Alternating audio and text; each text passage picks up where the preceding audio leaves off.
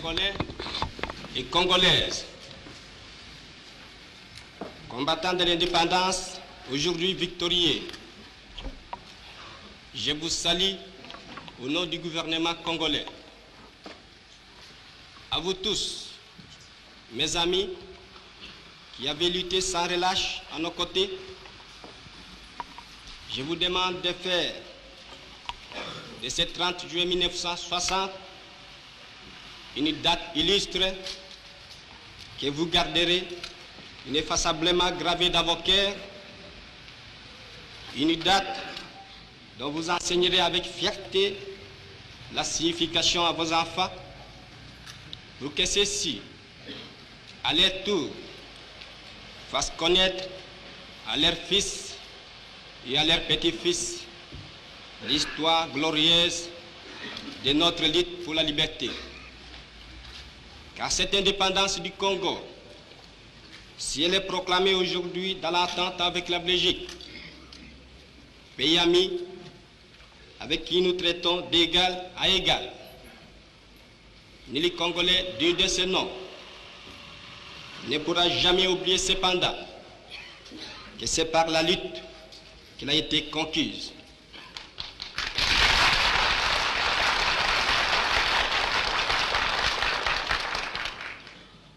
Une lutte de tous les jours,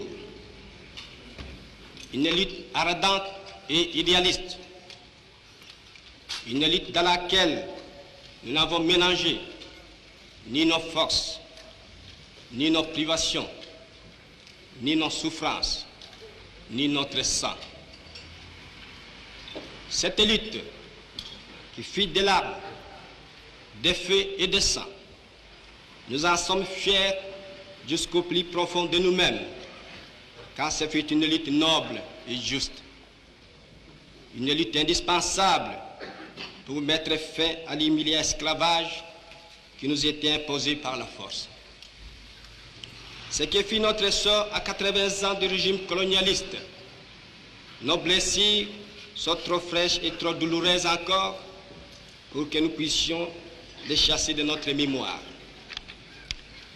Quand nous avons connu le travail harassant, exigé en échange de salaires qui ne nous permettaient ni de manger à notre faim, ni de nous vêtir ou nous loger décemment, ni d'élever nos enfants comme des êtres chers.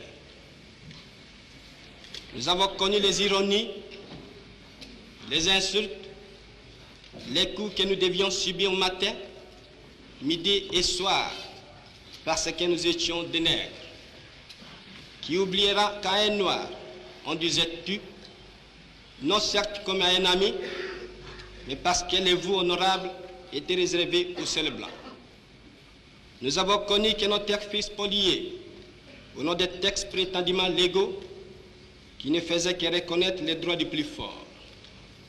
Nous avons connu que la loi n'était jamais la même, selon qu'il s'agissait d'un blanc ou d'un noir, accommodante pour les uns, cruelle et inhumaine pour les autres. Nous avons connu les souffrances atroces des relégués pour opinion politique ou croyances religieuses. Exilés dans leur propre patrie, leur sort était vraiment pire que la mort elle-même. Nous avons connu qu'il y avait dans les villes des maisons magnifiques pour les blancs et des paillotes croulantes pour les noirs.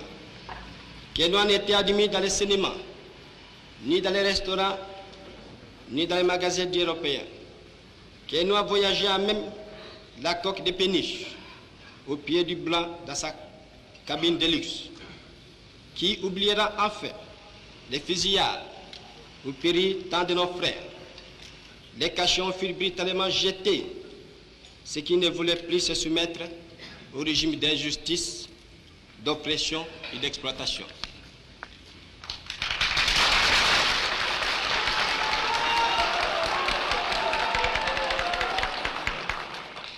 Tout cela, mes frères,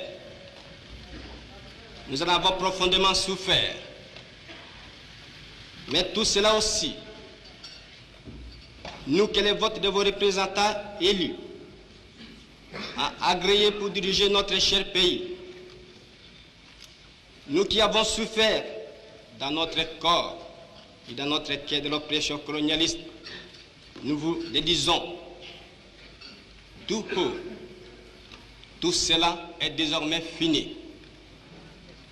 La République du Congo a été proclamée et notre cher pays est maintenant entre les mains de ses propres enfants.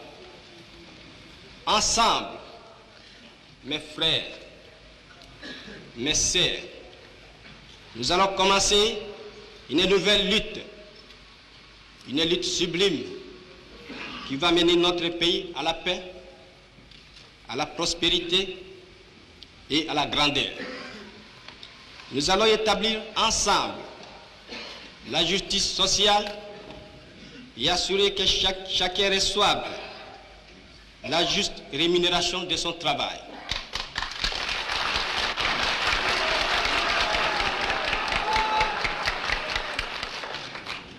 Nous allons montrer au monde ce que peut faire l'homme noir quand il travaille dans la liberté. Et nous allons faire du Congo le centre de rayonnement de l'Afrique tout entière. Nous allons veiller à ce que l'été de notre patrie profite véritablement à ses enfants. Nous allons revoir toutes les lois d'autrefois et en faire de nouvelles qui seront justes et nobles. Nous allons mettre fin à l'oppression de la pensée libre et faire en sorte que tous les citoyens jouissent pleinement des libertés fondamentales prévues dans la Déclaration des droits de l'homme.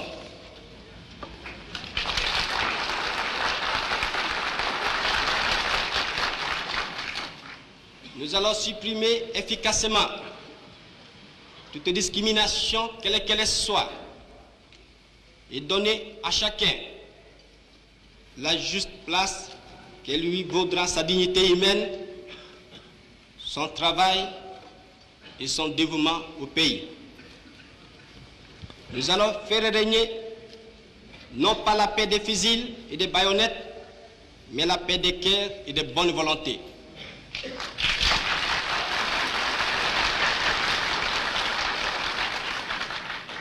Et pour tout cela, chers compatriotes, soyez sûrs que nous pourrons compter non seulement sur nos forces énormes et nos richesses immenses, mais sur l'assistance de nombreux pays étrangers dont nous accepterons la collaboration chaque fois qu'elle sera loyale. Il ne cherchera pas à nous imposer une politique quelle qu'elle soit.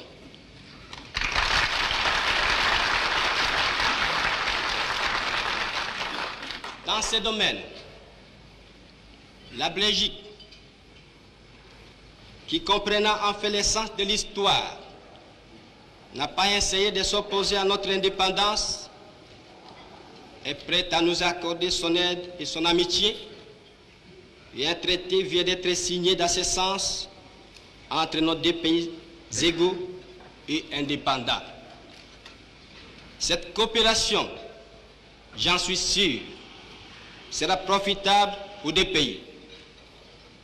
De notre côté, tout en restant vigilants, nous saurons respecter les engagements librement consentis.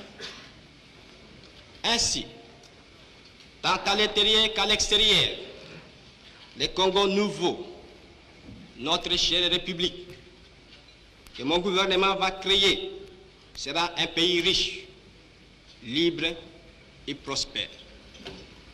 Mais pour que nous arrivions sans retard à ce but, vous tous, législateurs et citoyens congolais, je vous demande de m'aider de toutes vos forces. Je vous demande à tous d'oublier les querelles tribales qui nous épuisent, qui risquent de nous faire mépriser à l'étranger. Je demande à la minorité parlementaire d'aider mon gouvernement par une opposition constructive et de rester strictement dans les voies légales et démocratiques. Je vous demande à tous de ne reculer devant aucun sacrifice pour assurer la réussite de notre grandiose entreprise. Je vous demande enfin de respecter inconditionnellement la vie et les biens de vos concitoyens et des étrangers établis dans notre pays. Si la conduite de ces étrangers laisse à désirer, notre justice sera prompte à les expulser du territoire de la République. Si par contre leur conduite est bonne, il faut les laisser en paix, car eux aussi travaillent à la prospérité de notre pays. L'indépendance du Congo marque un pas décisif vers la libération de tous les continents africains.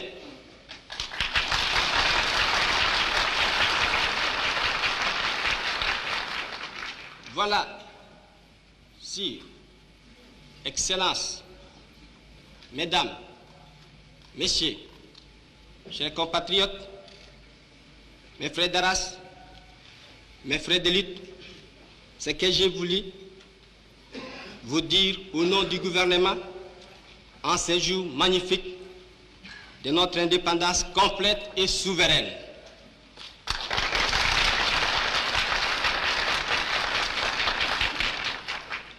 Notre gouvernement fort, national, populaire, sera le salut de ce pays. J'invite tous les citoyens congolais, hommes, femmes et enfants, de se mettre résolument au travail